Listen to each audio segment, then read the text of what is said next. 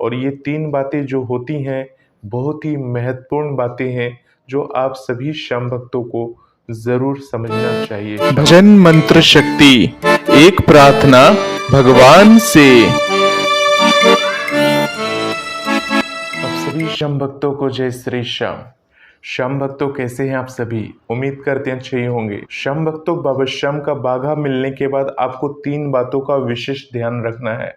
और ये 3 बातें मैं नहीं कह रहा हूँ, ये लिखी हुई बातें हैं जो आपको हमेशा ध्यान रखना है। अगर आपने बाबा श्याम का बाघा प्राप्त कर लिया है और ये 3 बातों को ध्यान नहीं रखते हैं, तो समझ लीजिए उस बाघा का असर बिल्कुल भी आपके ऊपर नहीं होने वाला है।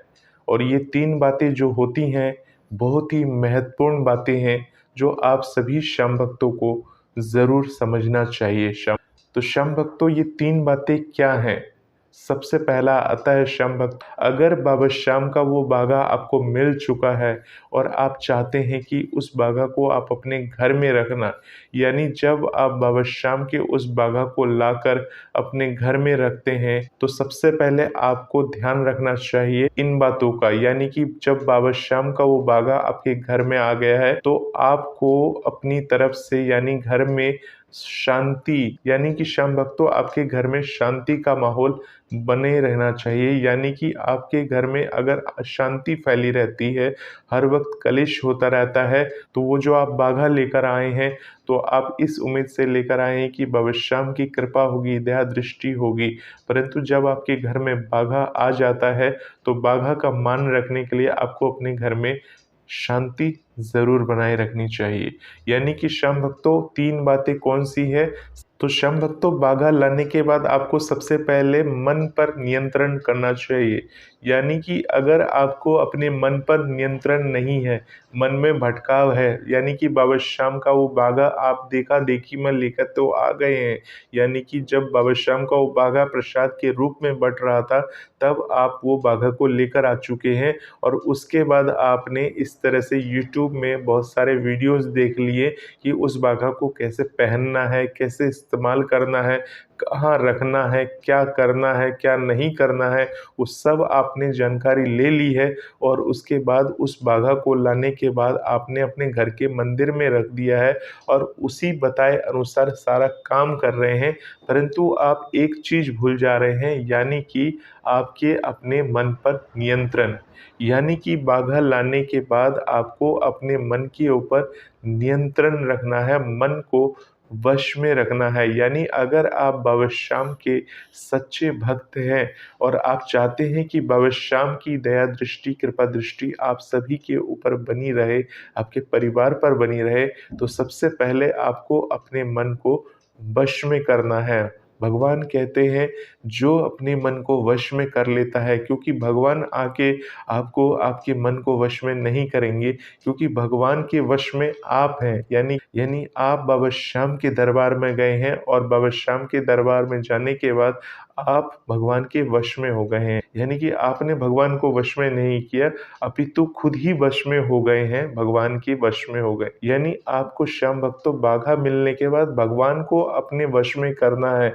अगर आपने भगवान को अपने वश में कर लिया, तो समझ लीजिए आपकी दुनिया बदल जाएगी।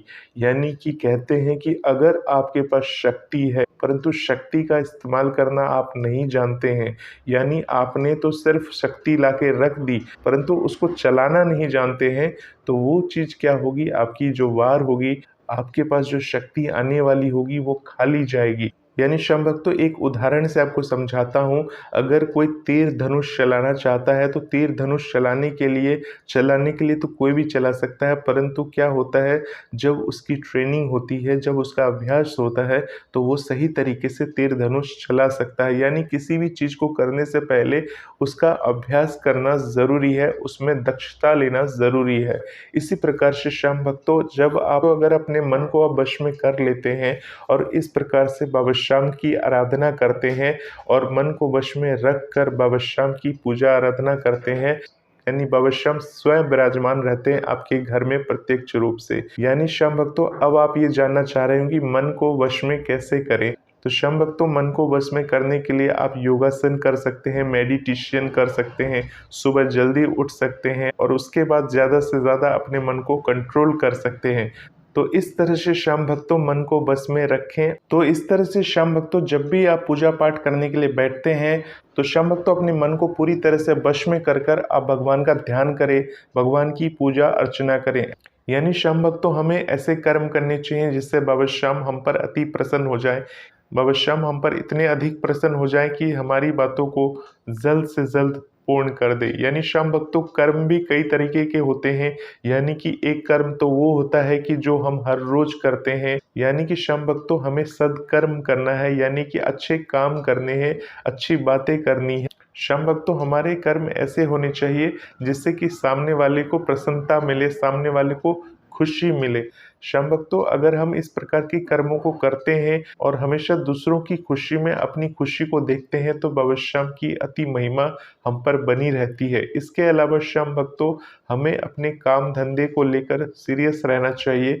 जो भी हम काम कर रहे हैं उस पर हमें कड़ी मेहनत करनी चाहिए, हमें दिमाग लगाना चाहिए कि किस प्रकार से हम उस काम में सफलता पा सकते हैं।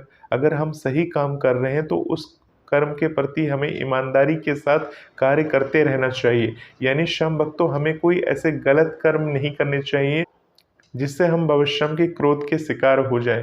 तो श्याम भक्तों हमें ऐसे सदकर्म करने चाहिए, अच्छे कर्म करने चाहिए जिससे बाबा श्याम की महिमा हम पर बनी रहे। चाहे हम बिजनेस करते हैं, चाहे हम नौकरी करते हैं, चाहे हम जो भी काम कर रहे हैं, परंतु हमें ऐसे काम ईमानदारी के साथ और पूर्ण निष्ठा के साथ करते रहने चाहिए। चाहे वो जीवन यापन से संबंधित हो, चाहे वो कर्म हमारे व्यक्तिगत अवस्थाओं से जुड़े हों। तो श्याम भक्तों अब बाबा श्याम के उस बागा का चमत्कार महसूस करेंगे, खुद ही देखेंगे कि बाबा श्याम आपके ऊपर किस प्रकार से अपनी महिमा बनाए हुए हैं। यानी जो भी अब बाबा श्याम की तस्वीर लगा कर बैठे हैं, यानी छोटी वाली श्याम बाबा की मूर्ति, यानी आपके पास बाबा श्याम की छोटी शीश वाली मूर्ति है, या बाबा श्याम की तस्वीर है, या बाबा श्याम का बागा है, यानी बाबा श्याम की कोई भी निशानी आपके पास है, बाबा श्याम अत्यधिक प्रसन्न होते हैं और आपके ऊपर अपनी दया दृष्टि बना के रखते हैं। श्याम भक्तों बात करते हैं तीसरे पॉइंट की। तो मन हो गया, कर्म हो गया, अब आता है वचन। वचन यानी बोली। हम किस प्रकार से किससे बात करते हैं, किससे रूडली बिहेव करते हैं, अपने घर में किस प्रकार से हम बात करते हैं। यानी बाबा श्याम का बागा आप लेकर आए हैं, यानी बागा के रूप में बाबा श्याम को लेकर अपने घर में आए हैं। तो सबसे पहले आपको ये समझ लेना चाहिए, यानी कि आपके वचन के ऊपर पूर्ण नियंत्रण होना चाहिए। जिस प्रकार से मन के ऊपर नियंत्रण होना चाहिए, मन से अच्छा सोचना चाहिए, तो आपके वचन से भी आपको अच्छा बोलना चाहिए। यानी अगर आप वचन से अच्छे हैं, यानी सबके प्रति सही बात करते हैं, यानी घर में किसी भी प्रकार की कोई क्लेश वगैरह नहीं करते हैं या लड़ाई झगड़ा नहीं करते हैं, तो बाबा श्याम की उस बागा की महिमा बनी रहती है, बाबा श्याम की कृपा आपके ऊपर बनी रहती है, आपके परिवार पर बनी रहती है। तो श्याम भक्तों बाबा श्याम की इन 3 बातों को जरूर ध्यान रखें, मन, क्रम, वचन, जो कि हमने आपको पहले भी बताया हुआ है। तो बाबा श्याम की किसी भी चीज़ को आप सम्मान पूर्वक अपने घर में लाते हो, तो इन चीज़ों को अगर आप ध्यान में रखते हो तो बाबा श्याम की उस बागा का चमत्कार होगा ही होगा।